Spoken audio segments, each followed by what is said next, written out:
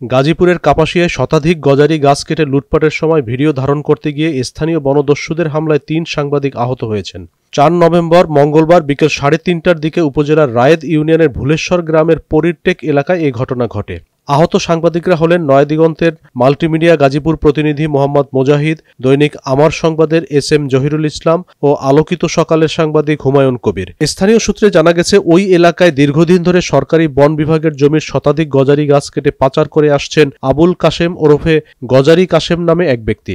তাকে শেল্টার দিয়ে আসছেন কাপাসিয়া উপজেলা স্বেচ্ছাসেবক দলের সদস্য সচিব সিরাজুল ইসলাম। মঙ্গলবার দুপুরে গাছ কাটার খবর পেয়ে সাংবাদিকরা ঘটনাস্থলে পৌঁছলে গজারি কাশেমের সহযোগীরা পালিয়ে যায়। পরে সাংবাদিকরা ঘটনাস্থলের ভিডিও ধারণ করতে গেলে আবুল কাশেম, তার ছেলে আল আমিন এবং সহযোগীর রায়ের ইউনিয়ন স্বেচ্ছাসেবক দলের যুগ্ম আহ্বায়ক মামুন ১০-১২ জনের দলবল নিয়ে তাদের উপর অতর্কিত হামলা চালায়। হামলার এক পর্যায়ে সাংবাদিক SM জহিরুল ইসলাম জাতীয় জরুরি সেবা 999-এ ফোন করলে পুলিশ ঘটনাস্থলে পৌঁছে তাদের উদ্ধার করে। আহত সাংবাদিকরা বর্তমানে কাপাসিয়া উপজেলা স্বাস্থ্য কমপ্লেক্সে চিকিৎসাধীন রয়েছেন। এ বিষয়ে কাপাসিয়া থানার ভারপ্রাপ্ত কর্মকর্তা আব্দুর রব জানান, সাংবাদিকদের উপর হামলার ঘটনায় অভিযুক্ত ৩ জনকে আটক করা হয়েছে। পরবর্তী আইনগত ব্যবস্থা প্রক্রিয়াধীন।